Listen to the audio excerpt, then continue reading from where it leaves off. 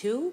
This is the monthly meeting of the Revere Human Rights Commission, and we meet the first Thursday of the month at 5 o'clock, and typically we like to close by 6:30. I will now go through the attendance. So when I call your name, just please unmute yourself and say that you're present. Lynn Alexis. Present. Okay, Lynn is present remotely. Reverend Timothy Bogertman. Present. Thank you. Present in person. Chief Christopher Bright. Present remotely. Thank you, Chief Bright. Chief David Callahan is absent. Dr. Lorenzo Garcia is absent. Vice Chair Shema Mansour Hosseini is planning to come and may be arriving late, but she is not here now. Rashid Mukaber. Present remotely. Thank you. Karu Pish. Present. Karu is present in person. Kathy Ann Reinstein. Kathy, I believe, might be a bit late, but is coming. I am Janine Grillo-Mara, the chairperson, present in person. 2, 3, 4, and we do have a quorum to begin at this time.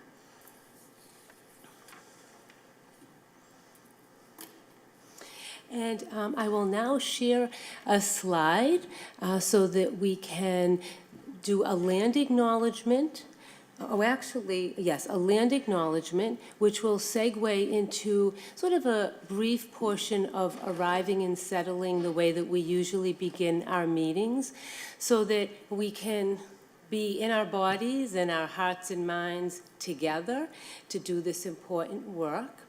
And so I'll first share a couple of slides, and that will segue into our arriving and settling together. So. Yes, excuse me, I need to pause a moment.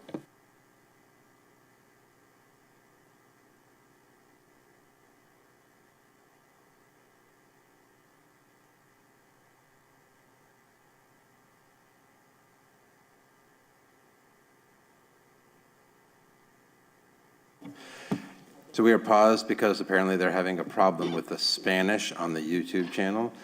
So, Claudio, can you record on your end? I made you a co-host. Can you record your Spanish so that at least we have a record of this in Spanish? And hopefully River TV, which is having a problem back at the studio, can get this resolved. Just give me a thumbs up if you can get that recorded. Recording in progress. Thank you. So for Claudia and those that she is translating for, we called the meeting to order, and then we did a roll call, and even though some commissioners are not present yet, we do have enough that we have a quorum. And now I will share a couple of slides so that we can do a land acknowledgement, and that will segue into our brief arriving and settling practice. So I invite you, if you'd like to just find a position, it could be sitting, it could be standing, any position that you can be awake and alert yet relaxed. And I'll share my screen.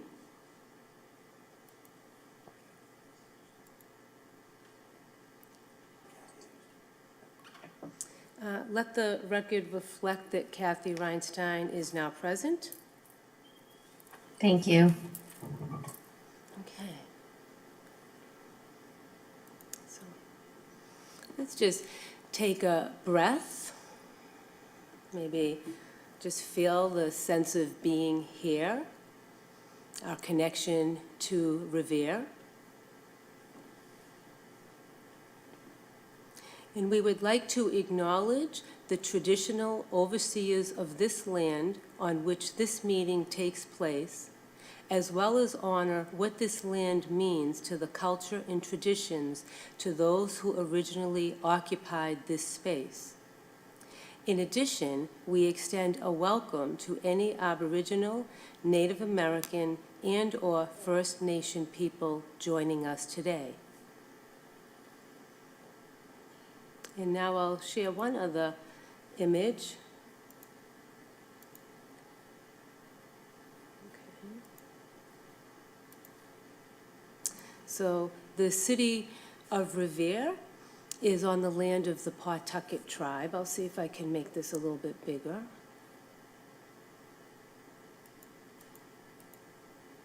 And so we are on the land of the Pawtucket tribe. So just take a few moments, whether you want to keep your eyes open or closed. So we don't have to make this into something that feels pressured or special. We're just taking a few moments to acknowledge this land, all of our ancestors, and especially the indigenous people that were here first.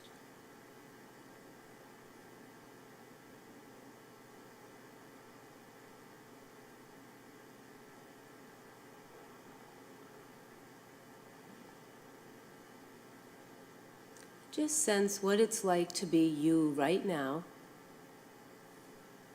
So you might be feeling agitated, restless, calm, worried, irritated. So many states may be present and passing through. So see if we can just be a welcoming host or hostess to our experience.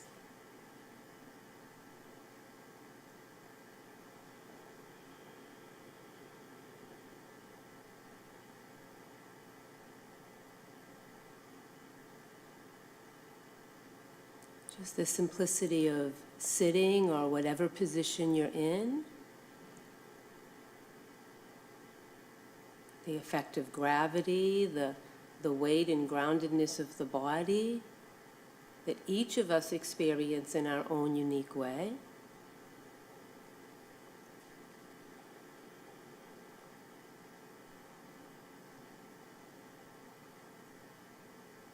The way the breath is operating, even though we each have a unique way of breathing, we're all connected through this life force of breath.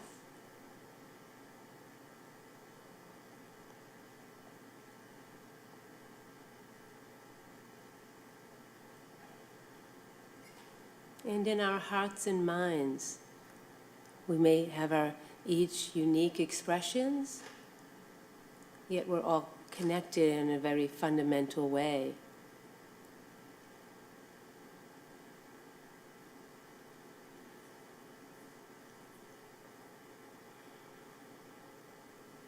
Maybe just take a few more breaths if that's comfortable for you, as though you could breathe with your whole body, your whole being. Just here, just now, just this.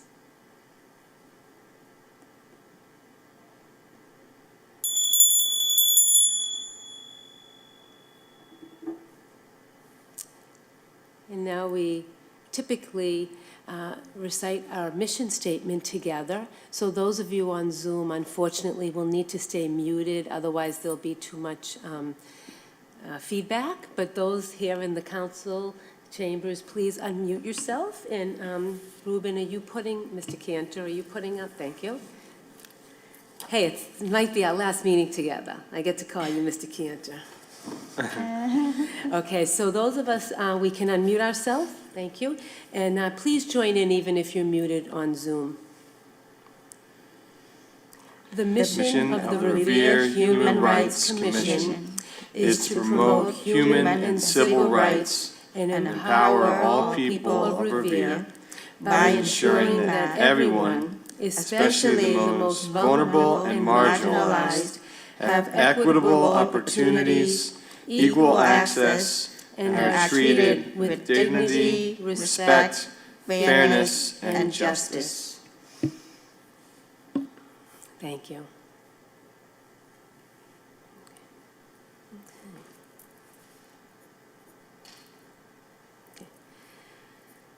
So our first order of business is to approve the minutes from the December 2nd monthly meeting. That was our last meeting. And those have been on the HRC webpage since maybe a week after the meeting, and they were distributed to commissioners. So now is an opportunity, if anyone has any comment to edit anything or change anything, or if anything was misrepresented, please unmute yourself and speak.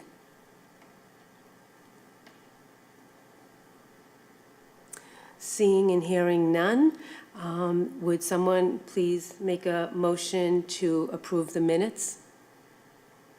I make motion to approve the minutes. Second. All in favor, please raise your hand or say yes. Okay. I see all hands raised. Thank you. The minutes are approved. Okay.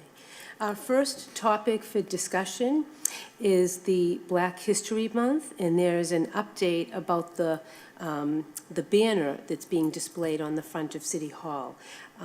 So I was going to hand off some of this to Vice Chair Shema Hosseini, but she's coming from school, so I'll just get going and we'll see what time she gets here.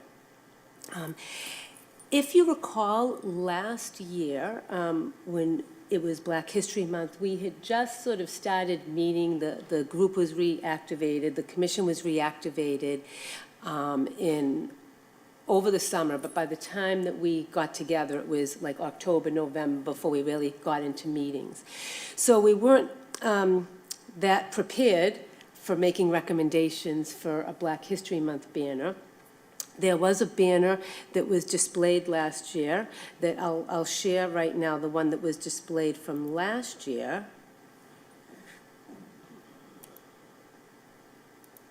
Oh, wait a second. Okay. Let me just give me a moment, because this is hidden somewhere.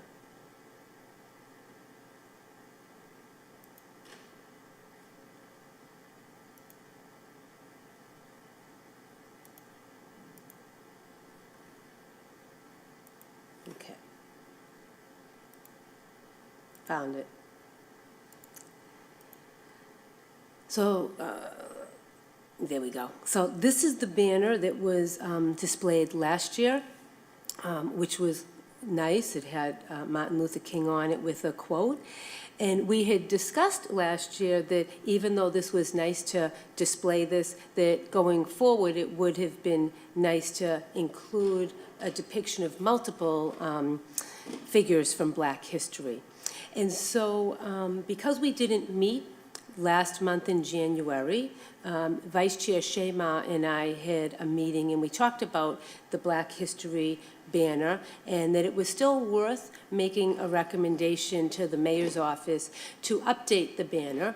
And I did go back to our minutes from last year, and this group did discuss and agree that going forward it would be worthwhile to have multiple figures. So we felt that it was appropriate to proceed. So I'll now show you, let's see if the screen changes.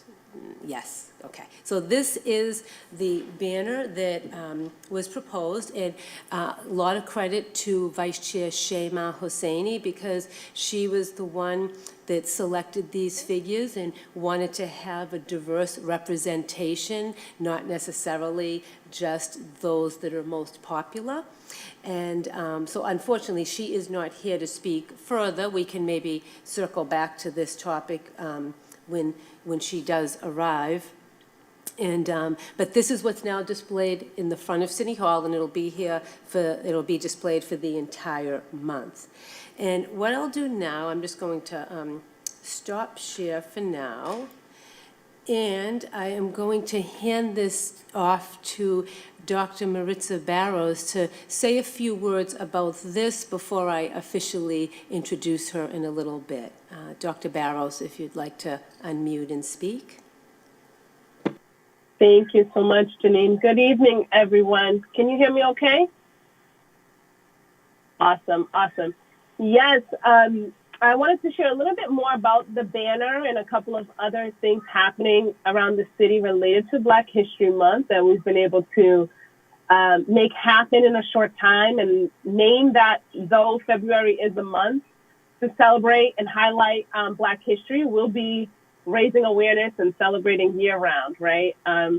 Definitely not going to be just in the month of February, but I'm excited about the small doses and ways we can engage, at least during this specific month, to celebrate Black history. With the figures you see in the banner, and I'm sure Chai will be able to talk to us more about the inspiration behind who she chose. But look out on our social media page for the city, where you'll see throughout the month, you'll see the profiles of each individual being highlighted and shared, so we can share a little snippet and even direct you to some books, documentaries, movies, what have you, whatever they've produced, right, that we can share with the community to learn more about who they are and what they stood for in regards to social justice. So super excited about that. Also, the library, the city's library has collaborated with the Revere Public School Library to start offer a contest, right? It's an expression contest, and so I don't mess up the name. Let me make sure I get to the site. The Black History Month Expression Contest, all right? We're looking for our youth to express in any way, whether it's through poetry, a video recording, drawing, short story, what have you, but create an expressive piece that represents Black history, and we'll be looking to select 3 top winners to receive that prize. More information to follow via social media and other communication outlets to let you know what the prizes are and how we're going to select. But we definitely want folks to please spread the word, and let's hear and see these expressions and share it with the community.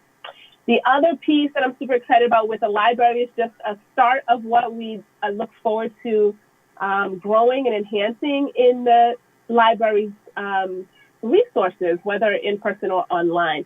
But right now on the library's website, you'll actually be able to find some featured authors for Black History Month. And we have some featured titles that are appropriate for middle school age, high school age, and for adults. So we're trying to help encourage and start those conversations at all levels.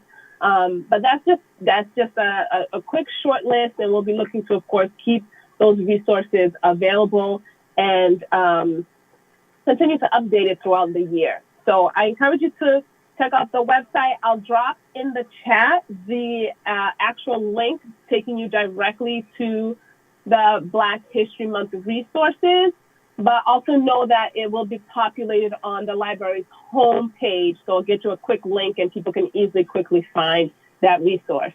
So if you're looking for ways to engage, whether on your own, as a family, with your peers, your colleagues, these are different ways that you should look out for resources and opportunities to engage, learn, celebrate, honor, all that good stuff when it comes to elevating our Black Americans, or just our Americans during the Black History Month, I should say that way. Thank you. Thank you, Dr. Barros.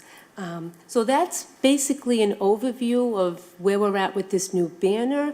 And that to come will be a little bit more descriptive information that Shay will provide that will be spread through social media, as well as Dr. Barros just gave us that great update for what the library is doing currently for Black History Month, as well as working with the library long term for other resources. So I'll open it up so that it's fair and equitable. I'll give everyone an opportunity to speak. Please know you don't have to say anything. If you don't have anything to add, you can just pass or say, thank you or concur. But so we can keep this fair and equitable, I'll pass it, and then when you're done, just pass it off to someone else. So Reverend Tim? Just want to say briefly, thank you so much, Dr. Barros, for your calling attention to this, for the hard work that's being done, and I'm excited to see the opportunity we have, and even the banner out front now, the work that was done looks fantastic, and very excited to see all we're going to do as a city to celebrate Black History Month and all the work that's being done for that. So thank you so much. I look forward to working with her more, and of course with all the stuff with the city for this month. So. I pass on now to Karu. Well, I just want to thank Shay for putting together the banner. It looks beautiful and lovely, and thank you, Dr. Barrios, for your comment. And I'll pass it on to Lynn Alexis. Thank you, Karu, and also Dr. Barros. I think it's important that you address that these figures will be amplified. I think that's really important to really understand their stories and why they're being celebrated. So if I could just add a note, it would be that the faces are great, but I think it's equally important to amplify their names that are tied to their story. So I'd love to see that on the banner, but I think the representation is great.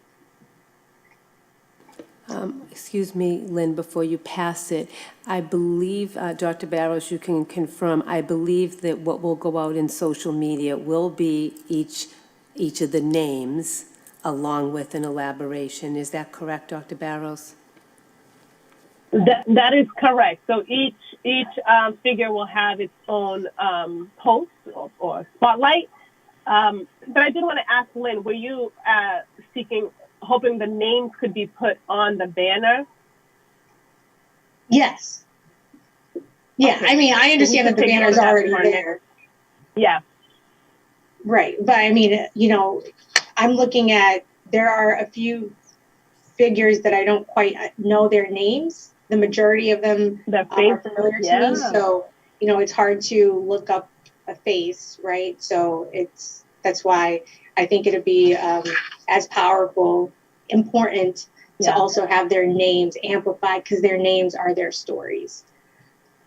Exactly. Yeah, absolutely. Agreed. And we can take note of that for the next banner creation. But for this time, hopefully people are so curious that they'll be willing to follow us on the social media so they can figure out whose name is attached to the face. But definitely point well taken. Right. Thank you. And Lynn, I'd like to also, I forgot to thank Jackie from the mayor's office, Jackie McLaughlin. She is the one that created the banner. And she would also be the person that could give us some input, whether or not we could even include the names, if there's enough space, if that would even be logistically appropriate, or if we'd have to elaborate in different ways. But I did want to give a shout out to Jackie, and it's something we can follow up on to see if going forward that would work with including names. So thank you, Lynn, and if you could pass along, that would be awesome. Yes, thank you, Jackie, as well. Chief Bright. Thank you. I'd like to thank Jackie for her, work on this. She's tasked with a lot of things in that office. I know that day in and day out.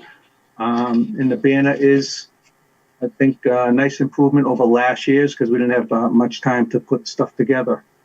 And also Shay for involvement in this. Shay's been stepping up to do a lot of work. And I like the idea, and I'm looking forward to checking out these websites. And Dr. Barros, it was a pleasure spending some time with you the other day. And I love the idea we're having, these things we're trying to do to kind of incorporate the youth into it, and our library resource, which I think is undervalued. And I think it's we're going in a fantastic direction here. So thank you.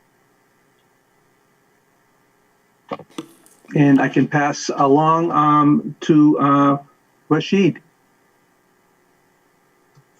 Thank you, Chair Bright. Thanks, Madam Chair. Finally, you got some help. You got some support. I'm very happy for you, Madam Chair. Thanks to Shay for the work that she did. And thanks to Jackie for putting her ideas in that wonderful banner. I really like the idea of changing, I think Lynn, she brought up a good point, and probably that may be included this year. If not, we can include it next year. I really like renewing things. Dr. Barros, welcome on board. I really like the energy, the excitement, the new ideas. This is what we need. I think she will be a great addition. I'm very optimistic, and I think you are headed toward the right direction by uh, getting involved in social media, getting the library involved. I want to give them, shadow as well. The staff at the library have been doing a great job in that, and they are involving everyone. And this is what we need in the city. We need to acknowledge each other and support each other. Again, welcome, Dr. Barros. We are very, very happy and excited to working with you. Rashid, I think you have to pass it to the remaining person. Do you need a hint? I pass it. Yes, that's what I said, but I was muted. Thank you. That's all right. You usually want to mute me, so it's all good. Thank you, Rashid. I'm going to echo everyone. I think the banner is great. Shay, for your work. I really like that there's an equal representation of men and women on the banner. I just need to say that out loud. And Lynn, thank you for making me not feel like I'm the only one who doesn't maybe know everybody on that banner. So thank you for that, because I was going to mention that too. And I look forward to learning about them too. I love the inclusion of the library. Being lucky enough to grow up in this city, some of my best memories are going to programs as a really small child at the library. So to bring the library back into all the different ages in this community is just awesome. So I think that that's great. Thank you to Jackie. Thank you to Shay for all of her work. Thank you to you, Madam Chair. And Dr. Barros, welcome. We are so excited to have you. Really look forward to meeting you in person as well. And I want to just, say thank you to Mr. Cantor while I have the microphone as well. So thanks, everybody. Great job. Thank you, Kathy. Okay, if Vice Chair Shema is able to make it, she is a full-time student, but we will give her an opportunity to add to that topic.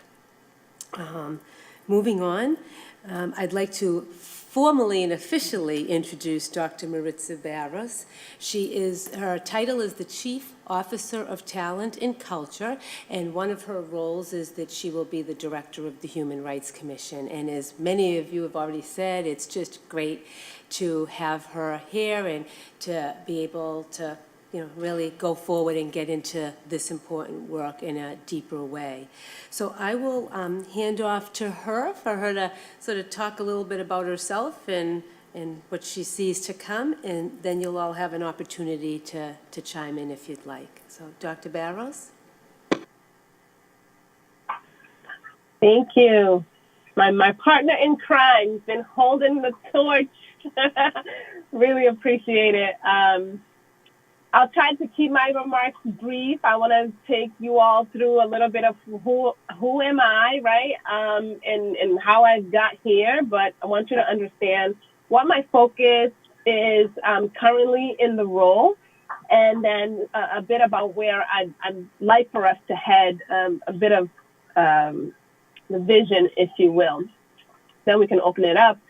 Well, first of all, my name is Dr. Marissa Barros. I'm super excited and feel very honored and thrilled to be here, not just because of the job opportunity, but because of the people that I inherited in this great city of Revere to do this very difficult, challenging, and taxing work.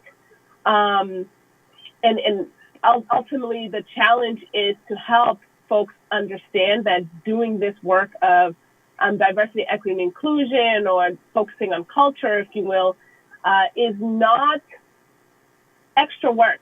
It needs to be part of the work, right? So we're working towards infusing and building and developing all of our lens when it comes to racial equity, diversity, social justice. That has to be at the center and the forefront of how we engage and do our work. Right. So I am a mom. I am a wife. I am a scholar practitioner. I did write a couple of notes because, trust me, I can talk a lot. So I'm trying to keep it short. but these are hats that I wear that are very obviously important to me. At heart, I am a social justice warrior. So I am not in this line of work because it was a good career path to choose, or it was a lucrative career path. I really think that it is part of my purpose in life to develop myself and then help others develop their ability to effectively engage within and across difference. It's been a part of my lived experience. It's been a part of my professional experience.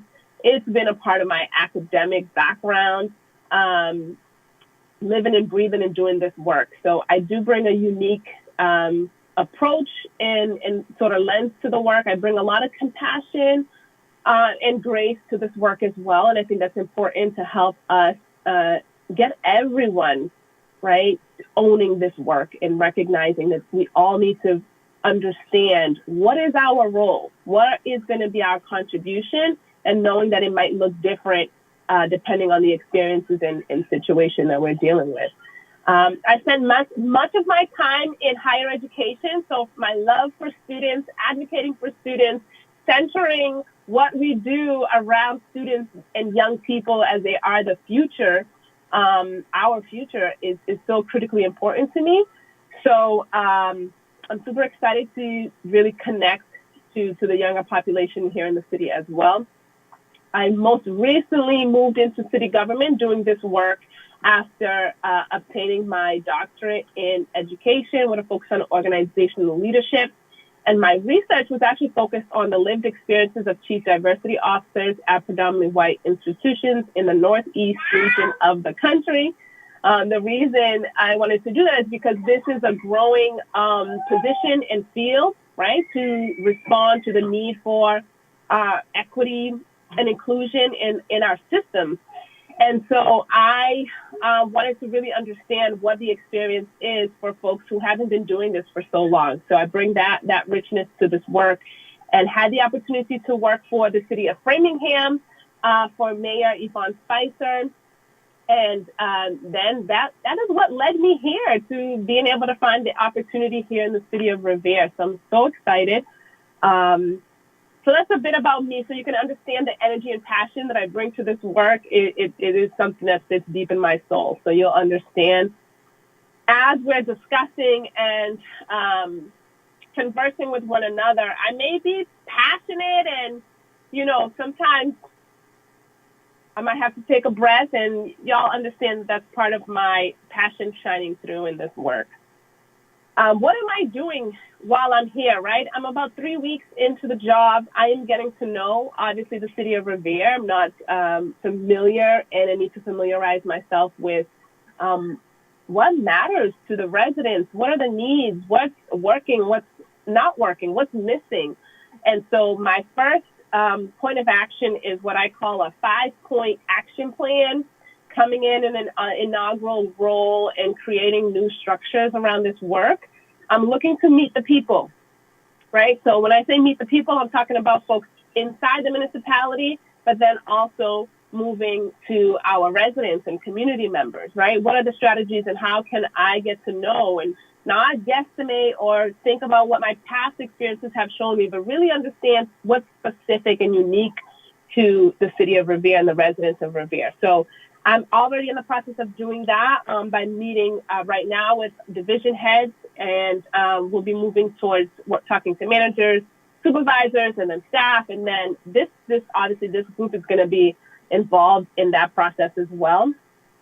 I am then going to rally the team, right? So I've got to figure out who are the folks already doing this work. So I'm not here to reinvent the wheel, and then I'm here to pick up on the really good work that's already been happening here in the city of Revere. So the REMAP team, who's been working on the Racial Equity Municipal Action Plan. There's obviously the Human Rights Commission.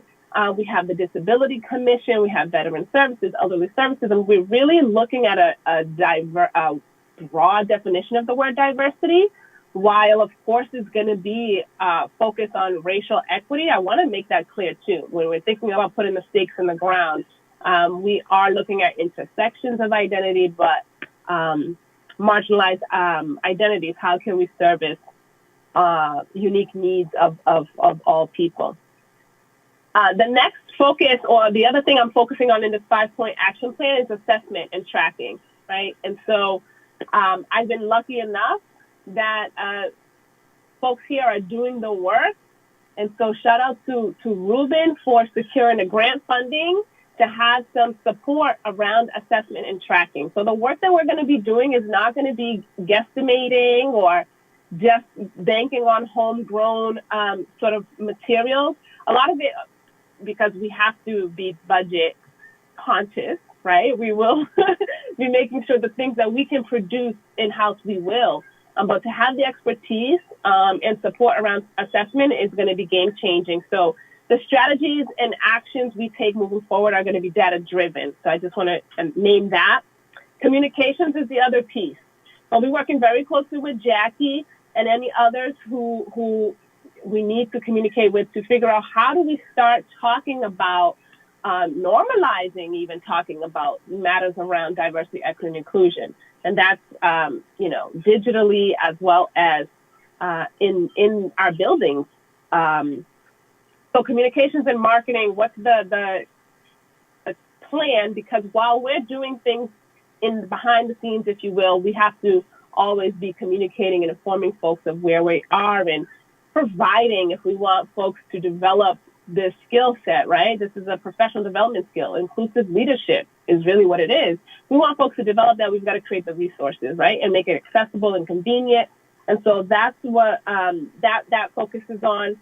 And then I also have the final point is on regional initiatives, right? How can we collaborate with people outside of our community within our region in ways that really strengthen all of our communities in this region and hopefully set be an example and an innovative approach to what the rest of the state could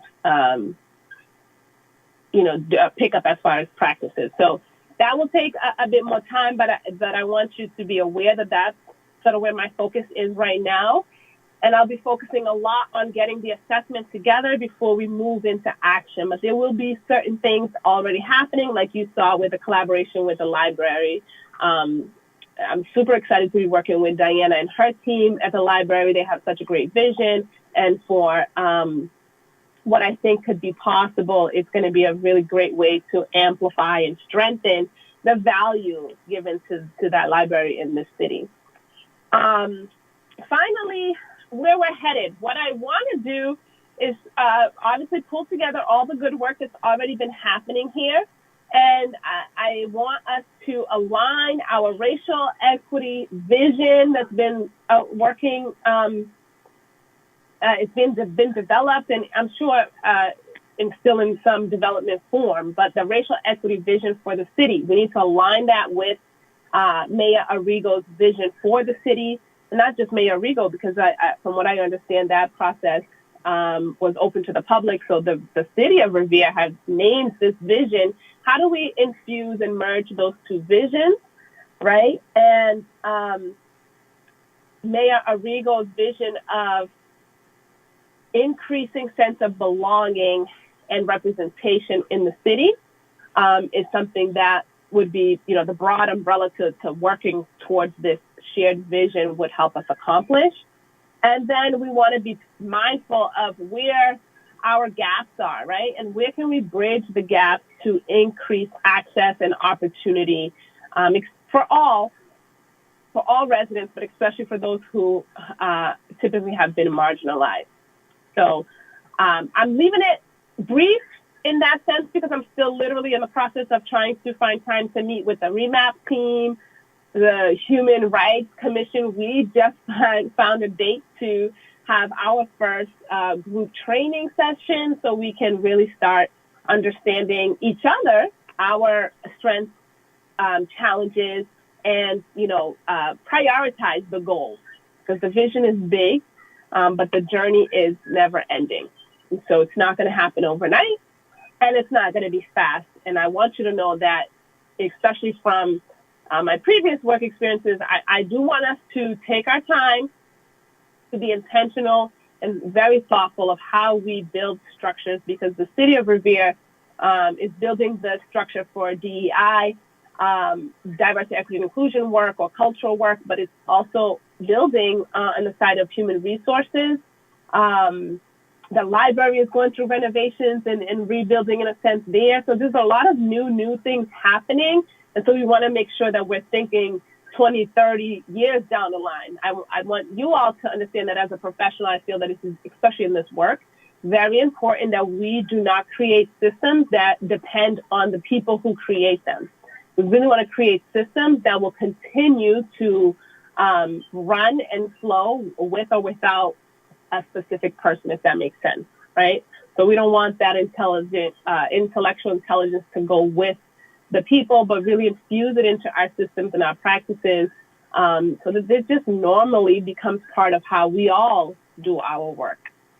So I will stop there and open it up for discussion. Or any thoughts? Thank you, Dr. Barros. I just need to let the record reflect that Vice Chair Shema Hosseini did arrive while you were speaking. So she is here in person in the chambers. And would you, as we pass this along, being mindful of time, and we still have another agenda item, are there any particular questions and comments that, like, would you like to somehow try to sort of gear any questions and comments in a particular direction? Because we're not here to touch on and sort of unpack everything that you said. So just to be mindful of time, I want to sort of try to set that parameter. So I didn't know, Dr. Barros, if there's anything in particular that you'd like sort of feedback or questions about before I open it up. Nothing in particular. I'd say if in the overview or general highlight that I offered, if there was something major missing that you feel like I didn't name, just let me know so I can make sure if maybe I didn't name it and I'm have my eye on it, or I don't, and you mentioning it to me would be super helpful. So I'll just leave it there. Okay, so then as we pass this along, if you have questions that you need clarification on anything that Dr. Barros said, so clarifying questions, or if you felt that there was something missing that needs to be added. This way we have a little bit of direction with the conversation. And again, if you can pass, if you're not ready to speak or don't have anything to add, and I'll start with Chief Bright. No, I just want to officially welcome Dr. Barros. We're very excited. A lot of great points in your presentation, and I agree with you. This work's going to take a long time. It can't be rushed. But I believe that we're up to the task, and just the point about creating systems that outlast, people, in a particular person or individuals. I think that is really the essence of what, that's our end goal here, right? To get to that point where we're creating systems that'll be in place and cannot be removed no matter what, which way the wind's blowing going forward. So thank you and welcome. And I'll pass it this time, Madam Chair. Oh, you're passing it to me. You caught me off guard. You are the chairwoman. I will pass right now. I don't have anything to add, so I will pass it to Rashid. Thank you, Madam Chair, and thanks, Dr. Barros, for your wonderful presentation. I think you hit a lot of points. They believe there is a lot of things in common between you and all the members in this group. We all have been working toward inclusion and diversity and all of those great things. I personally, beside my professional work, I've been volunteering for the last 2 years as a teaching IT. So tomorrow, believe it or not, I will be starting a session to train my 6th cohort. Very proud to give back to the city. As a matter of fact, one of my students is working now for the city hall. I'm very proud of him. And what I like is I like your title. It tells a lot. I like this title of Chief Officer of Talent and Culture. It's very aligned with the mission and the vision of the mayor, and I'm sure we will work together toward achieving some of these goals that you mentioned. As you mentioned, it's the journey is long. There's a lot of things that needs to be done, but we need to prioritize things as you mentioned. But thank you so much.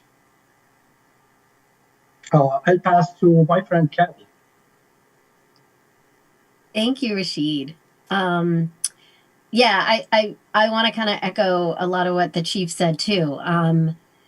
I think the strategic planning and the we call it at Roker where I work, a lot of times I talk about the hit by a bus scenario of if you're everything needs to work, and you say it much more eloquent than I do, Dr. Barros. But I think things have to live on and sustain, and it's about building and changing culture, and so that what we can have is build foundations and change the foundations to include more people, right? And it's great to have you here. I think it's just this is such a great addition, and it's like pouring another foundation. So it's really exciting. I guess another.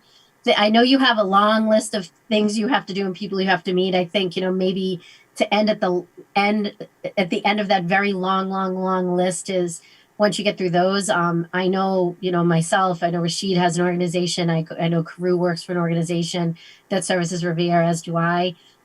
We would love to. We want to have you at our organizations too, so that so that we can introduce you to those teams as well, because we're all part of the communities too. So, I mean, I know we're at the end of the list, but, we're here too. All of us, all of those organizations are here to assist you with your work as well. So I just kind of wanted to add that too, in case you need any of those resources in your work as well. So thank you. We appreciate all the thought you're putting into it and all the work you have ahead of you. I'm going to pass it to Lynn. And Rashid, thanks for bringing your son, I guess, right, with us. You're very cute. I know, we have another member. Hello. So cute. Yeah, so I also just want to say welcome, Dr. Barros. I'm extremely excited to have you on board. Echo everything Chief has said. I think the structure is incredibly important. Our mission as the HRC Human Rights Commission is also advocating for those as well. And that's just, the basic right to be able to live, right? And just have those natural, without impediments, right? So, when I think about racial, when I think about marginalized community, I think that that's like a subsection of human rights. So just the ability to do that work too and meet people at their bare necessities, and then add all the bells and whistles, which also is incredibly important and foundational to who we are. So I'm just super excited. So thank you. Yeah, pass it. Let's see, Reverend Tim. Thank you, Lynn. As was mentioned, I just want to thank again Dr. Barros. We're excited to have you. Thanks for your enthusiasm, for your laying out your 5-step plan, and just excitement of that. I think it's great to see how you're thinking this through with us. I love how it's taken it from the community out, that we need to really think about how we're on the ground making this happen and going out into the community, then further out, as you mentioned at the end, to the region. And so I think, as Kathy and others have mentioned, use us as we can you see fit to use us too to serve and be part of this. As you said, we're tying this in. We're not seeing this as extra. This is something we're doing together as a community, and I think that's really important. And I think us figuring out on the ground what's happening in Revere to move us forward, to care about human rights in every area here is essential for us, because there's lots happening all over our culture and world, but beginning here with what's happening out to be faithful in that area is really important. So thank you so much for laying that plan out and helping us think that through. And however we can serve. And, as Kathy mentioned, organizations, churches, religious organizations too, how can we be part, as we already are doing, looking and continuing on, how can we serve as well? So I think that's a very important thing. So thank you so much. And I'm going to pass it on here to Shay. Hello, Dr. Barros. Sorry for coming in late in the midst of explaining what your how you're going to act as the DEI. I did talk to Dr. Barros this afternoon. It was awesome to talk to her, outside the HRC. She's a really cool person. Based off the last part of what you were talking about when I came in, I definitely agree with you when you said that we need to put systems in place that will continue to work even after we all leave and generations after us. And I feel on top of that, which is the challenging part is now also put systems in place, but I feel we should also aim to change mindsets of people revered to be a lot more progressive, and I feel that's a lot more indirectly and a lot more challenging because it's really hard to change something that's most likely generational.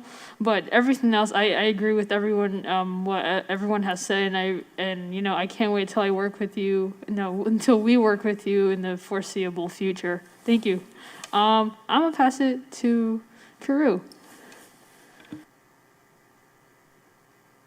Thank you, Shay. Welcome, Dr. Barros. Thank you so much for bringing your passions and your skills, and I'm really, really excited to partner with you, and really excited about building the community, looking at social justice lens and framework, and I'm really excited about the change, and change is a process, it's not an event. And then also would love to see a living document for Revere. Thank you. Can you just say a little bit more on the living document piece? I like that.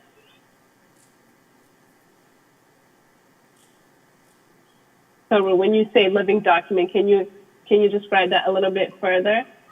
So what I meant is that how we integrate our work and practicing it. A manual of sorts. Looking at the social justice framework and how we integrate that into our community and how we practice it in within the community itself. So I call it a living document. Thank you. Mm-hmm. Thank you. Thank you. I did think of something. The only thing I'd like to add, other than echoing what everybody else said, is I'm really looking forward to getting into the process of looking at our vision, as Dr. Barros mentioned, and aligning it with the city's vision, but really getting into goals and objectives and things that we have been putting off because we needed, more direction, and we needed to see if the HRC ordinance may be updated and changing. So I'm really looking forward to almost feel like we have a more solid container from which to build these sort of important systems out of. So I just wanted to add that.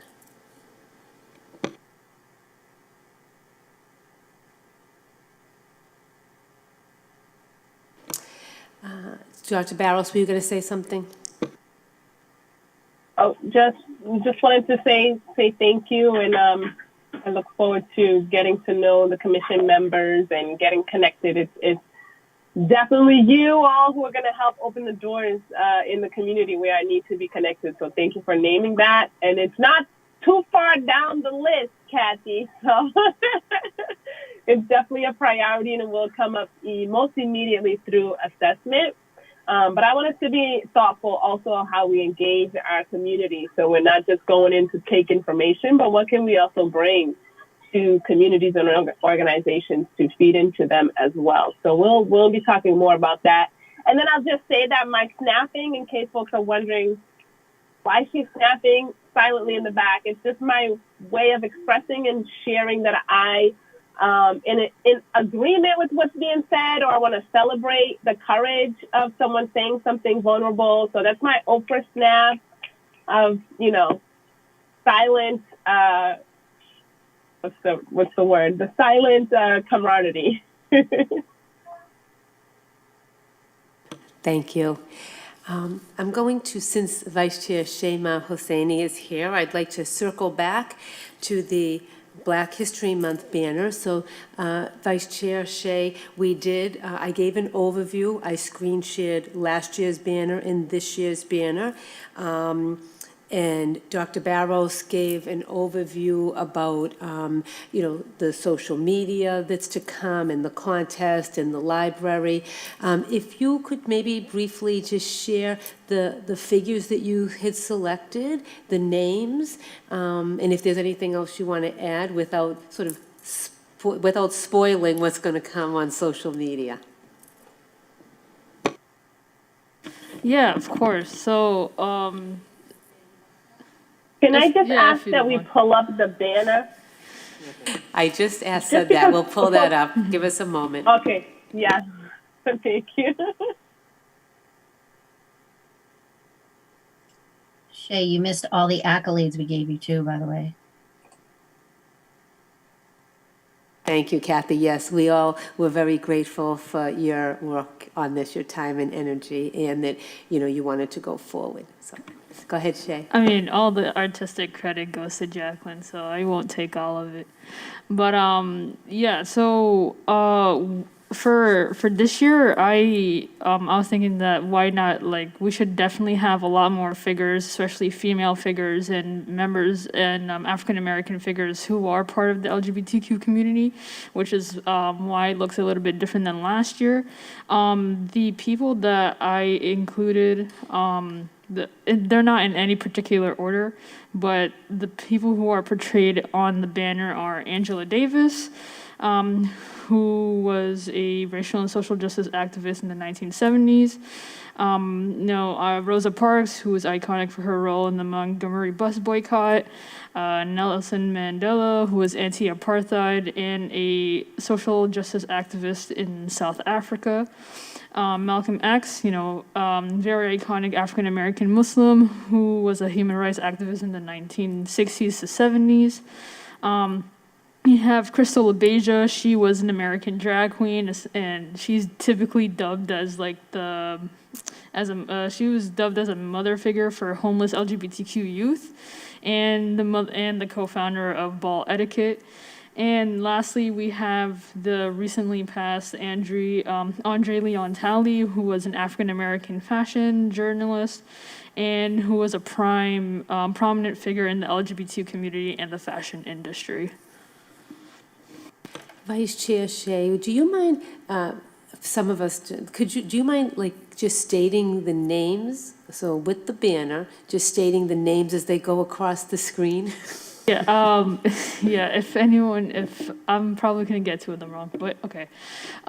So starting on the left-hand side, you have Malcolm X, Crystal Labaja, and Andre Leon Talley. I'm pretty sure the middle one is Angela Davis. Maya Angelou. That's Maya Angelou? Oh, okay, Right. I forgot that Maya Angelou was put in. And It's all right. then- I think the one next to it is Angela Davis. Yeah. Angela Then Davis. Malcolm X and then Rosa Parks.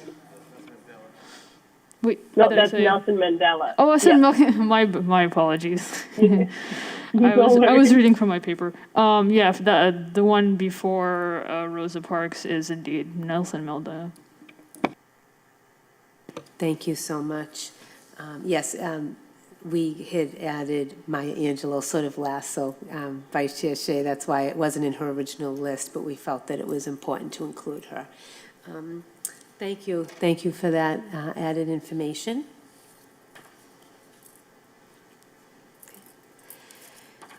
So the last topic for discussion is to revisit the HRC agreements or shared intentions. And before I screen share, I just want to remind you that at the December meeting, we sort of had quite a discussion about them and which ones to include or change the wording or whatever. So I took everyone's suggestions and edited that document. There is one line I had added in. I'll screen share now. No, wait a minute. Zoom should make it easier when you want to share when you want to share different files within one sort of platform.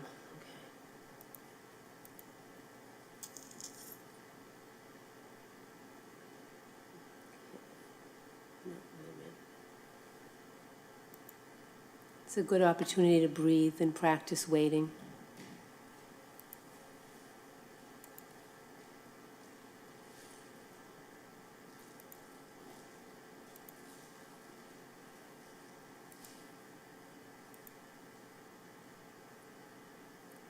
Okay, here we go.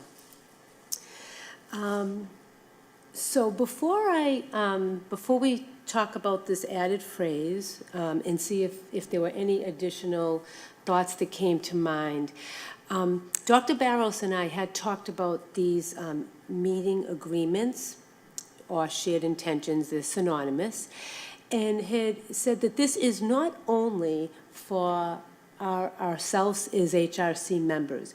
This is also expected of those who may come and visit us in the community.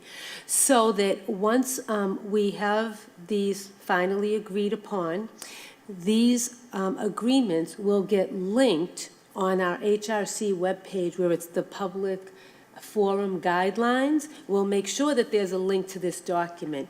So it's not just we're holding ourselves to these agreements, but also to all those who we interact with in the community. So I wanted to add that, as well as after the December meeting, it felt important to add under treat each other with courtesy and respect. The reminder to respect the role of the chair, whether that's me or anybody else, and the sound of the gavel. That basically means stop. Temporarily stop. You know, that means things are out of order, to stop, that the meeting, the conduct is not conducive for the business to continue in a meaningful way. And then it could be that we may have to suspend the meeting. But the key is that would all be dictated by the sound of the gavel. So it doesn't have to be those words, but I just wanted that message somehow to be included here, not just for us, but for anyone who also may be coming in front of us. So now I'll open it up if anyone has any final thoughts since the last time, as well as if about this last thought. So I'll pass it to Karu. Thank you. Thank you for putting this together, Madam Chair.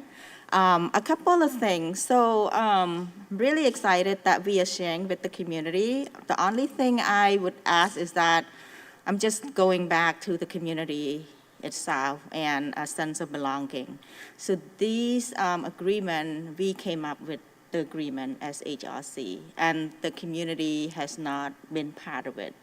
So should we solicit from the community for to add to our agreement? Just to think about that. I think that that's a great point, and I think when others speak, you can speak to that, and if we need to, we could even vote on it. So. Okay. And I read it through. I would like to add a couple of things, if it's okay. I would like to add, I would like to invite people to speak and listen from the heart.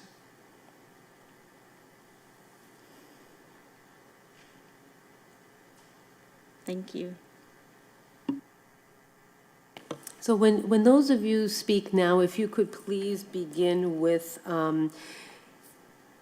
if you agree to have the community give input to share this document, and if you agree with adding speak and listen from the heart. Karu, you could pass it to someone, please. I'll pass it to Chief Bright. Thank you, Karu. I am okay with any bullet point additions to these meeting agreements that any of the fellow commissioners want to offer. I think what's here is very good and very helpful. And I'm okay if you want to extend this out to the community also. At this time, I'll pass to Kathy Weinstein, my friend Kathy. Thank you, Chief. Excuse me, Kathy, I took the document down for now, but just if anyone needs me to put it back up, I can easily put it back up. I figured we could see each other's faces, but just anyone request it if you need it. Thank you. Thank you. I did make a copy of it, so this is good. I have it. Thank you for the comments, Karu. I think that was a good comment too about maybe putting it up on the website, maybe putting a time, maybe making it a time sensitive for opening it for public comment or something, right? Asking for the public to comment or something. I mean, I'm open for that. If everyone else is, I think that that's fine. I'm unsure how I feel about this, but I'm going to say it out loud anyway. I'm curious about, I think it's great that you added respect the role of the chair and the sound of the gavel. I think that that's necessary. It's kind of reinforcing that everybody needs to be respected, whether it's you coming before, to be heard, or whether you are the person listening to the people who come to be heard. I think there has to be mutual respect in that kind of way as well. But I wonder, and I don't know how I feel about this, and I can be talked out of it in a minute, but I'm, thinking as we're talking about this, like, after you have these agreements, is there something that you have to say, maybe like if you or an individual cannot comply or does not agree, that you may be asked to leave the meeting or the space? Because like, even if this is here, sometimes, people do get very emotional and heated. So sometimes, they post things at Little League parks now about these kind of things, unfortunately. So, I don't know if this is something even that we have to maybe put up in the council chamber when we meet. I don't know. I mean, I think I'm all about letting anyone in the public come and talk. But I think that, again, there has to be mutual respect for each other's feelings, even if we don't agree with one another. So I think that, if someone can't, maybe agree to disagree, then, we kind of have to, everyone has to give each other a timeout a little bit there. So I think, maybe someone needs to leave the space. So that's kind of why I'm saying it. And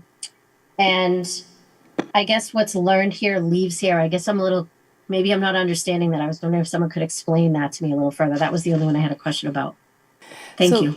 Kathy, before we get to what's learned here leaves here, what my thinking is the chair, and another chair could do things differently, is when people from the public come in the future, I would share screen the HRC webpage with the public forum guidelines, as well as this document. And I would clearly state that, if someone is not able to speak in a respectful way, if the conduct becomes such that meaningful business cannot take place, that someone is out of order, then first there would be the warning of being out of order. Next may be that someone would be muted. And if it continues that the conduct is such that meaningful business cannot take place, then the meeting would be suspended and the person would need to be escorted. And we may need to leave this area of the chambers and go in the back. So my intention going forward is that I would elaborate on that at the beginning of the public forum meeting, so it's clear for anyone that is here of what that process would look like. So I don't know if that helps answer your question, or if that needs to be a separate conversation. So it does, but I mean, is that something that has to be included when we publish this online? So if someone's going to come and talk to us in person and they want guidance, is it going to say, like, here are our agreements, and, you know, here's your kind of rules of, you know, this is kind of how it goes, that, you know, one, you're going to be this, two, you're going to be muted. I mean, I agree with that. I just think I mean, it would be good if we personally, could I establish would that. like to see it, let me just pull up the webpage. Sorry, everybody, you know, I always ask questions. Okay, so of course, do you have the webpage handy, Mr. Cantor?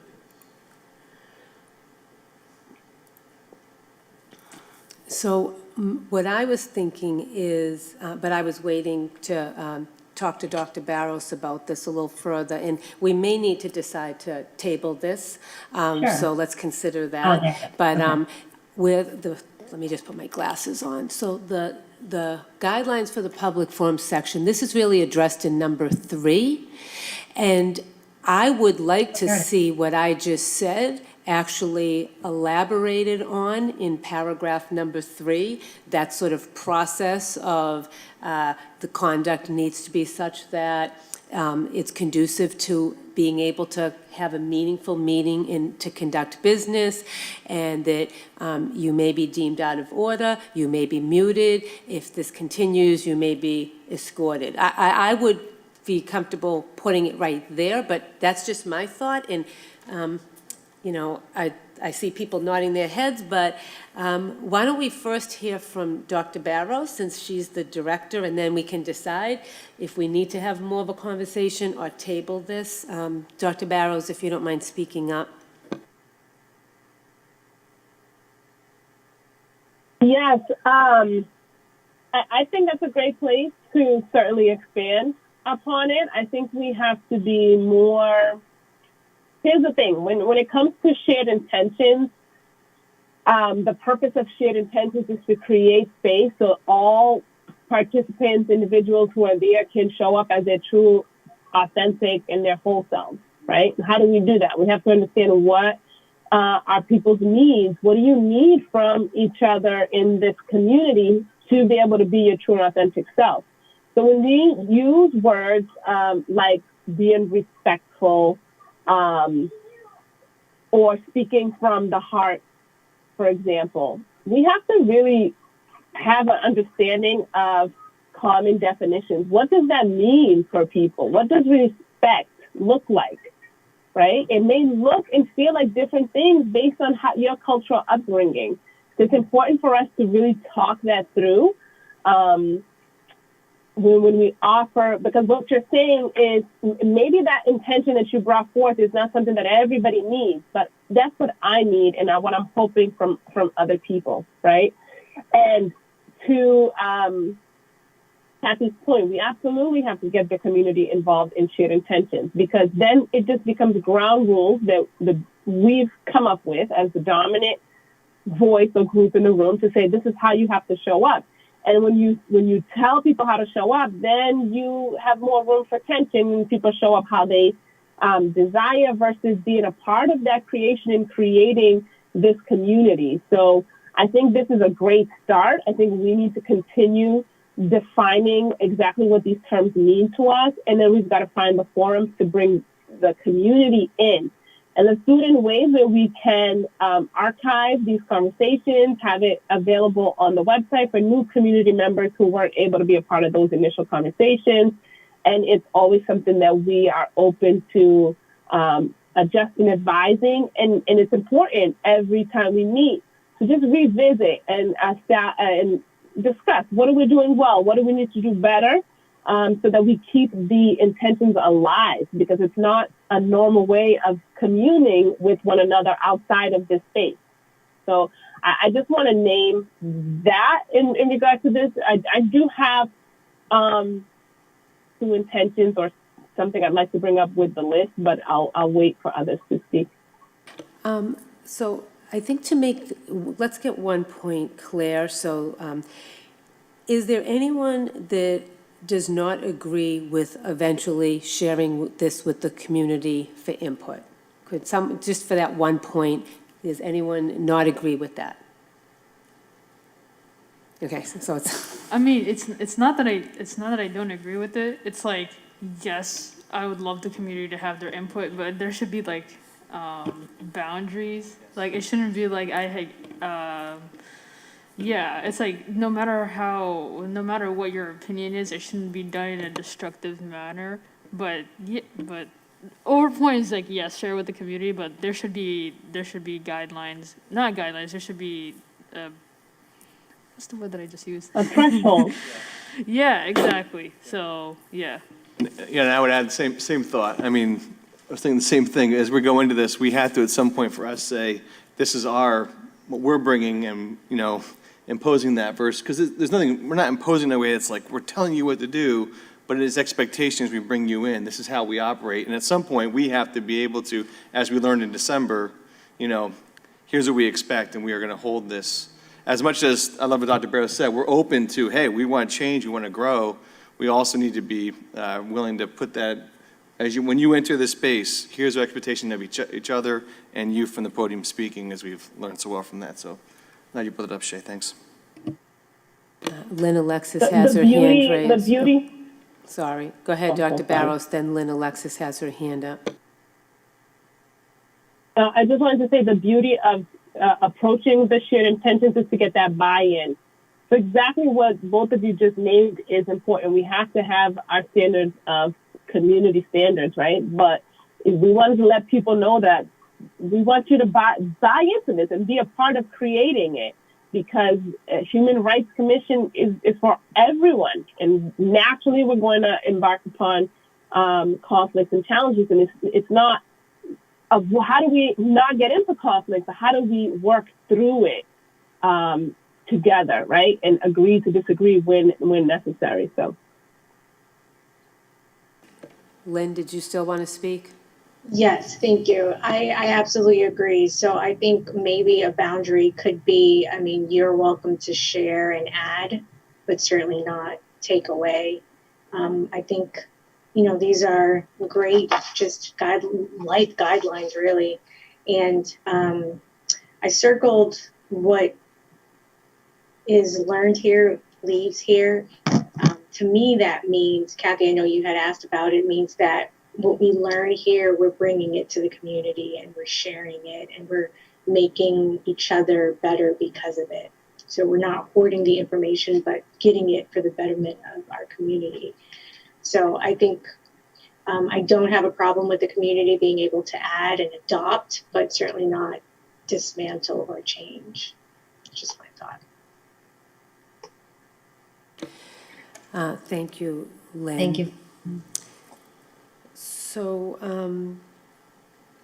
does anyone, I know that Vice Chair Shea and Reverend Tim just spoke on the, I'm just being mindful of time also, just spoke about the particular issue of sharing with the community. And I didn't know if there was anything else that you wanted to add. I have one quick thought too to add. It would be interesting to find a way to make it accessible where it's very simple, but still lays out how we expect it to be with each other. For example, when listening, we will, boom, boom, boom. When speaking, we will. And when reflecting, we will. I mean, just very accessible ways that make it, in our minds, we're able to recall this in that kind of way. You know, while still fleshing it out beneath that and sort of bullet points. Just a quick thought with that. And I see Carew with something else too. Okay. And as we're approaching time and I'm listening, I'm sort of feeling that although we spent a lot of time in December, that this still needs more time, and that maybe we may need to have 2 or 3 people that want to work, like as partners or in a triad, to maybe come up with some ideas about taking this basic information and putting it in bullets or spelling out maybe sub-bullets that what this actually means. That might be more fruitful so that by our next meeting that the little team of 2 people or whatever's going to be easiest for it to get done. I'm just throwing that out there, looking at the time now and thinking this needs more discussion. So Carew, did you want to say something? I think the goal and intention, I think that we are operating from a strength base, and we want to make sure, I want to make sure that we are collaborating with, we partnering with the communities, and also that we can promote equity, and community voices is important to, for being part of this, how we show up for one another in a respectful way.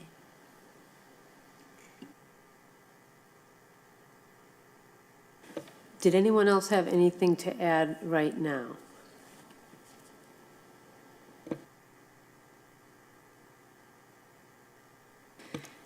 So is there anyone that either would like to work with me on it, since this is our document, or someone wants to just take this on, or work with somebody else? Does anyone feel like, I'm not putting you on the spot, Reverend, but you sort of had mentioned some very specific ideas. Yeah. So I don't know if you and I want to work together, or if you want to work with somebody else, if somebody else is willing. Certainly. All right, I'm on board if Reverend Tim's anyone else on wants to board. too. That's great. Yeah. Does anybody else want to join us? What? Oh, sorry, Dr. Barros. You're muted. I was raising my hand that I'd like to be a part of that group. Okay, so maybe the three of us, if that seems, so it's just sort of easier to schedule and whatnot. Is everyone okay with that recommendation? Actually, just unmute yourself if you're opposed. So hearing and seeing no opposition, Reverend Tim, Dr. Barros, and I will follow up after the meeting to maybe take what we have and put it into a little bit more of a, I don't know, elaborate but accessible and simple format, if that makes sense.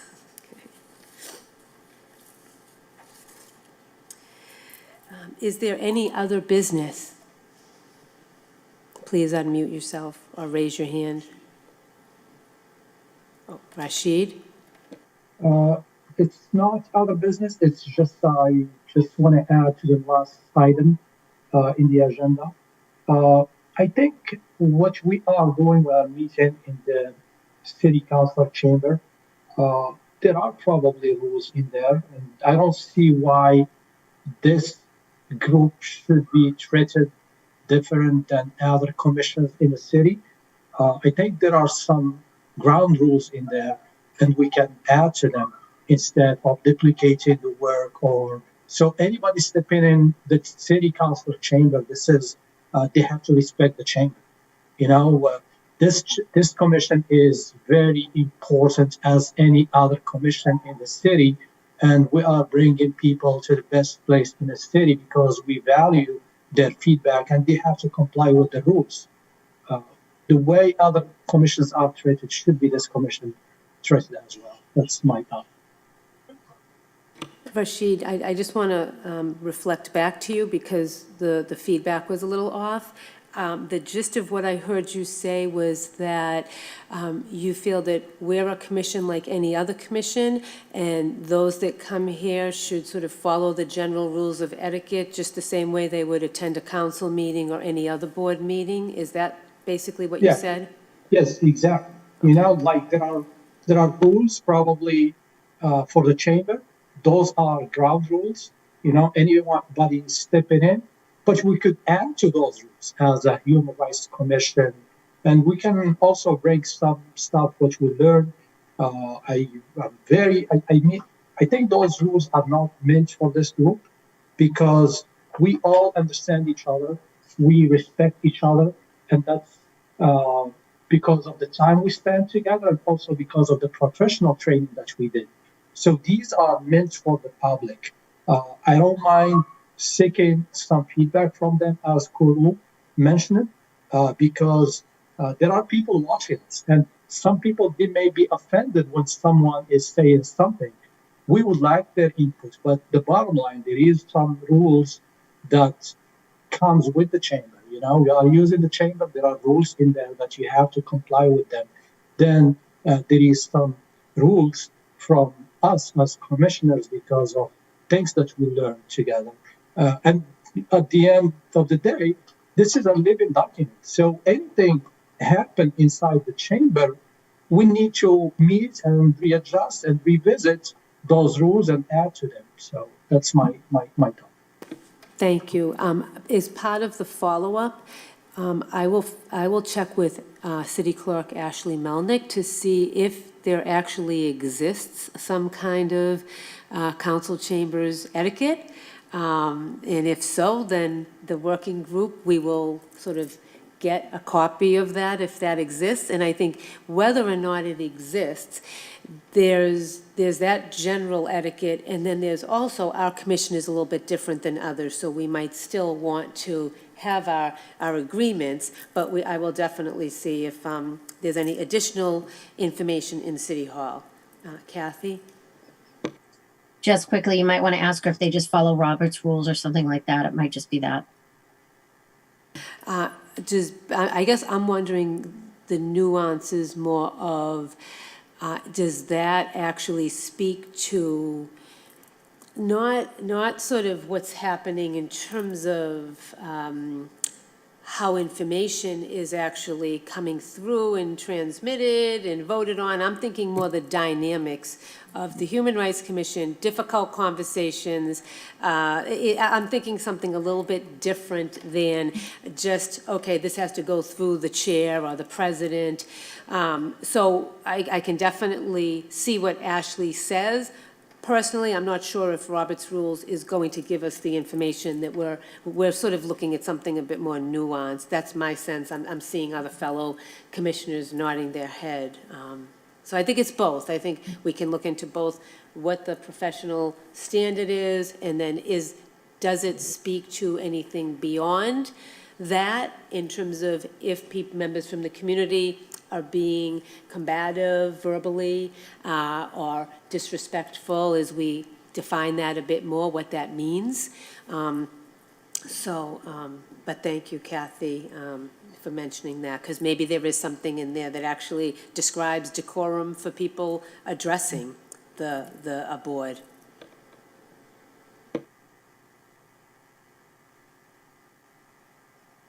So was there any other business?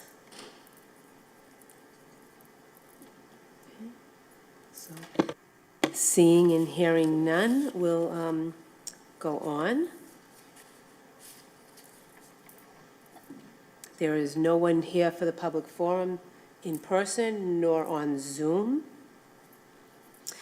And before I entertain a motion to adjourn, I'd like to say a big thank you to Ruben Cantor. This may be his last meeting assisting us, and he very generously offered his time to help this commission get off the ground, and it was way above and beyond what he needed to do, and it's been a long time. We thought it might be temporary, and so I believe I'm speaking on behalf of the commission to say we're very, very grateful, and we will miss you, and yet we understand you have other important work to do. Thank you, Mr. Cantor. Ruben. He will remain connected and involved. Don't you worry. And no one will have an excuse to call me Mr. Cantor anymore. It's Oh, all you're right, not- Mr. Cantor. You You're will not be getting rid of us, missed. Ruben. You're not getting rid of us. Madam Chair might. Yes, we'll find a way to still irritate Mr. Cantor. And I would entertain a motion to adjourn. Motion to adjourn. I'll second. Who seconded that? I just need to make a note for the record. Kathy, thank you, Kathy. All in favor to adjourn? Aye. Aye. Aye. Yes. All in Aye. favor? Aye. Oh, we have another visitor. Thank you all. The meeting is adjourned. Our next monthly meeting is scheduled for March 3rd. Thank you. Hi, everybody. Good night.